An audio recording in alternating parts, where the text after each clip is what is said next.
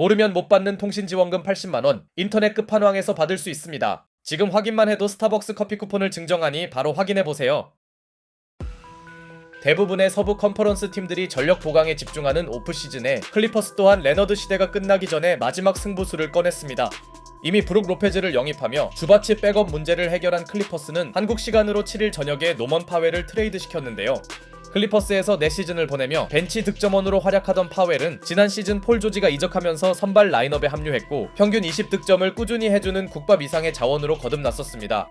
물론 토론토 시절에도 이미 20점이 가능한 스코어러임을 증명했었지만 그의 적지 않은 나이를 감안할 때 기대치를 초과하는 활약이었고 특히 카와이 레너드가 시즌 절반 이상을 결장했던 상황 속에 평균 21점과 42%의 3점 성공률을 기록한 노먼 파웰의 꾸준함은 카와이 레너드의 이탈로 신음하던 클리퍼스 팬들의 희망이었죠.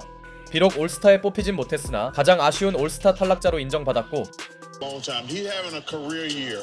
He's been the second best player on the Clippers. I would love to see him get rewarded. That's it. But I feel bad. I would have to agree with Chuck. He's playing excellent basketball, and guys like that should be rewarded. And whether he makes it or not, he's definitely an all-star in my eyes. 다만 올스타 브레이크가 끝난 이후 레너드가 돌아오면 물론 본인의 부상들이 겹치며 파웰의 시즌 기록은 크게 떨어졌고 노먼 파웰은 후반기에 평균 14득점을 올리는 데 그쳤는데요. 게다가 플레이오프에서도 들쭉날쭉한 모습을 보이며 아쉬움을 노출했고 때문에 32세가 넘어가는 노먼 파웰은 계약 기간도 1년 남은 만큼 오프시즌 클리퍼스의 트레이드 대상으로 꾸준히 거론되었습니다. 그리고 결국 클리퍼스와 마이애미, 여기에 유타가 섞인 삼각딜이 이루어지며 팬들의 많은 지지를 받았던 파웰은 마이애미로 이적했고 클리퍼스는 유타의 파워 포워드 자원인 존 콜린스를 받으며 유타는 카일 앤더슨과 케빈 러브 그리고 2라운드 지명권을 받습니다. 우선 클리퍼스는 나이가 점점 들어가는 파웰에게 장기 계약을 주기 꺼려 했고 지금 시즌이 그의 최고점이라고 판단한 것 같습니다. 반면 팀의 가장 큰 약점이었던 파워 포워드 문제를 해결하기 위해 자신들의 말대로 몇 년간 주목했던 존 콜린스를 영입한 것이죠. 비록 애틀랜타에서 트레이 영과 뛰던 시절만큼은 아니지만 97년생의 아직 전성기가 한참 남은 자원인 콜린스는 40%의 3점 성공률과 어느 정도 세로 수비도 가능한 선수인데요. 노장인 니콜라스 바툼이 실질적 백업 빅맨이었던 것과 비교해서 콜린스와 로페즈의 합류는 클리퍼스 높이의 경쟁력을 줄 것이며 가장 큰 의의는 카와이 레너드가 4번을 보지 않아도 되는 것입니다. 지난 시즌 내내 클리퍼스는 바로 이 포지션 경쟁을 어려워했고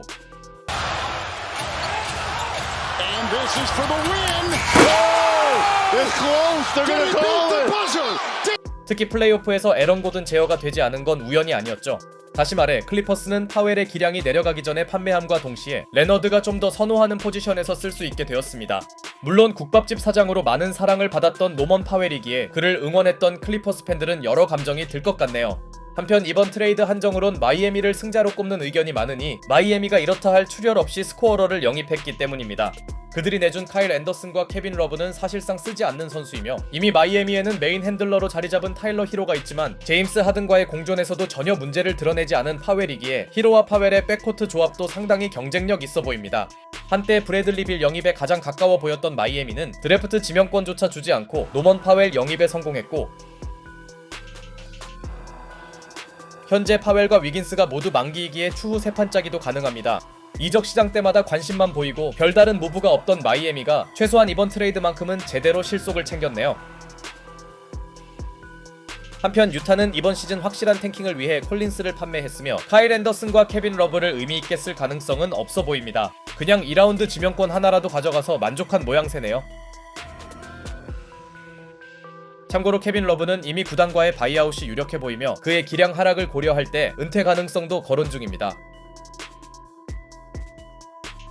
모르면 못 받는 통신지원금 80만원, 인터넷 끝판왕에서 받을 수 있습니다. 지금 확인만 해도 스타벅스 커피 쿠폰을 증정하니 바로 확인해보세요. 여기까지 보면 클리퍼스는 순식간에 주전 슈팅 가드를 잃었기에 확실한 전력 상승이 맞는지 꽤나 애매했는데요.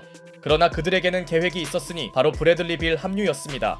우선 피닉스가 결국 브래들리 빌을 포기한 것부터가 시작이었으니 얼마 전 케빈 듀란트 트레이드 때부터 셀캡 줄이기에 들어간 피닉스는 브래들리 빌까지 바이아웃하는 초강수를 꺼냈습니다. 향후 2년간 1억 1천만 달러의 대형 계약이 남은 빌은 리그에서 단 2명만 있는 트레이드 거부권까지 갖고 있기에 정상적인 방법으로 그를 처리하는 건 쉽지 않았는데요. 결국 피닉스의 선택은 빌을 바이아웃 시킨 이후 스트레치였으며 선수를 방출하면서 자녀 연봉을 할부로 지급하는 이 규정은 구단의 고액 연봉 부담을 어느 정도 덜어줄 순 있지만 지불 기간이 늘어나기에 장점과 단점이 모두 존재하는데요. 브래들리 빌은 합의하에 13일가량의 연봉을 포기하면서 피닉스는 잔여 금액인 96밀을 5년에 걸쳐서 지급합니다. 전성기가 지난 나이도 아니고 심한 부상도 없는 선수를 스트레치 프로비전 규정을 통해 보내는 건 보기 힘든 일이지만 얼마 전 데빈 부커와 2년 150밀 연장 계약에 합의한 피닉스는 듀란트 트레이드로 영입한 제일런 그린의 출전 시간 문제도 있기에 5년 동안 샐러리 캡에 비례 연봉이 잡히는 걸 감수하기로 했고 일단 가장 큰 문제였던 사치세 라인에선 벗어났습니다. 사실 피닉스의 진짜 목표는 사치세 부담을 줄이는 것이었죠. 결국 빌을 내보낸 피닉스는 1차 사치세 라인 이하로 내려가며 간신히 구단 정상화의 기틀을 마련할 수 있게 되었습니다. 그렇게 영입 당시에도 의문이 있었던 빌과 피닉스의 만남은 막대한 연봉 부담만 남기고 철저히 실패로 끝나버렸고 한때 미래가 밝았던 피닉스의 최근 운영은 흑역사로 남았습니다. 반면 결과적으로 피닉스에게 권고사직을 당한 브래들리 빌은 몸값이 저렴해지자 바이아웃 시장에서 큰 관심을 받았는데요. 최근 몇 년간 60경기 이상 출전이 없을 만큼 내구성 이슈는 있으나 평균 17득점을 50%에 가까운 효율로 기록해준 브래들리 빌은 50밀 이상의 고연봉을 받지 않는다면 마이애미와 밀워키를 비롯한 여러 구단들이 거론되었습니다. 특히 마이애미가 곧 좋은 선수를 영입할 것이란 보도까지 나오면서 그 대상은 당시 바이아웃이 유력했던 브래들리 빌로 예측되었는데요. 그러나 예상하지 못한 노먼 파웰 트레이드가 성사된 이후 마이애미의 브래들리 빌 영입은 사실상 불가능해졌고 바이아웃 이전부터 가장 유력한 팀으로 클리퍼스가 꼽혔습니다.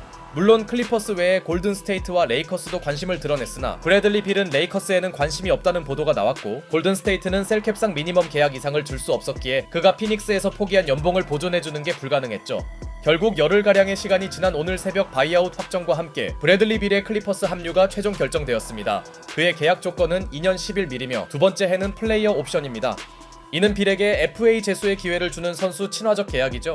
이로써 빌은 본인이 포기한 연봉 대부분을 보존받는 동시에 동기부여가 떨어진 피닉스 대신 윈나우 중인 클리퍼스로 이적하며 별다른 손해 없이 커리어 후반을 이어나갈 수 있게 되었고 클리퍼스는 무려 5밀 브래들리 빌을 데려오는 데 성공했죠. 보도에 따르면 제임스 하든이 빌 영입의 핵심 역할을 맡았으며 하든은 빌은 물론 그의 에이전트와도 많은 대화를 했다네요.